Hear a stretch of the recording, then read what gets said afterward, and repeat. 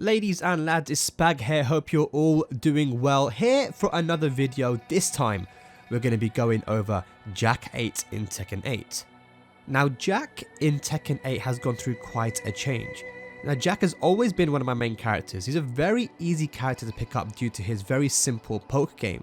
But Bandai Namco decided they need to change him up a little bit since he was a bit too simple. And trust me, they definitely changed him up. Ladies and lads, Tekken 8 JACK-8 overview. So let's talk about how Bandai Namco changed up JACK-8 and made him a more unique character. Now obviously it's not going to be a Spag video without lists. We love lists here on the Spag TK channel. Now first off, Jack was known to be a character with multiple safe lows, such as full crouch down back 1, down 4 and full crouch down 1. Now however, full crouch down back 1 is unsafe and down 4 is launch punishable. That is a massive change because Jack's whole playstyle revolved around using these lows to whittle down the opponent's health, and you really had to try and low parry him in order to counter that. Now both of these really important lows are unsafe, so it's going to change the way that the Jack player approaches the opponent. Full crouch down back 1 now has a full string with full crouch down back 1-1-1. The second and third hits are mid-mid and it's the same as back 1-1 from Tekken Tag 2. The second hit is safe, so if you want to try and make the full crouch down back 1 safe, you have to use the second hit.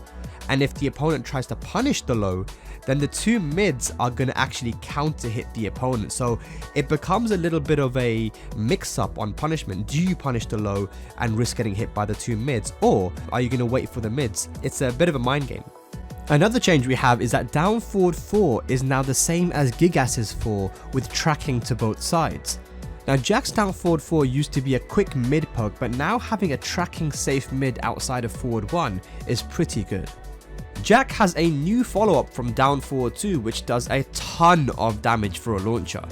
Now there isn't really any reason to throw this out in the open as it is launch punishable and the second hit whiffs on the opponent.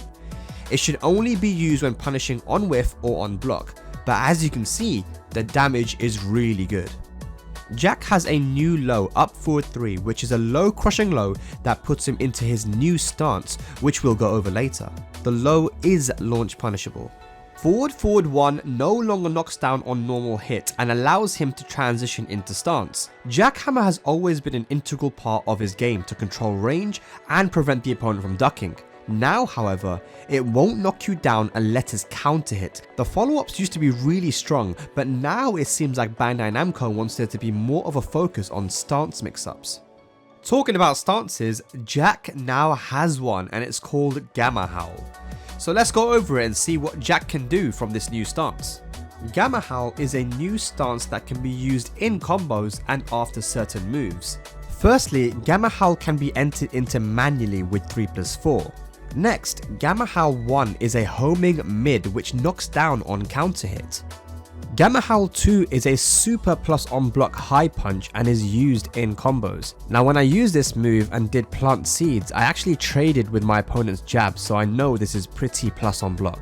Next up, Gamma Howl 4 is a mid kick which is safe and has tracking, so it's a good way to mix up the other options.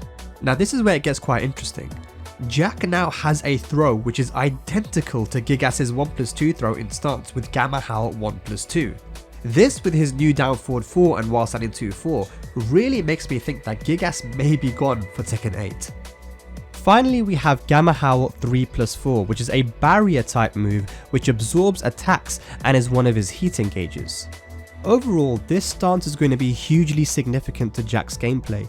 He's not really been a character in the past that uses stances, so this is a massive rework to Jack and a step towards making him a more unique character.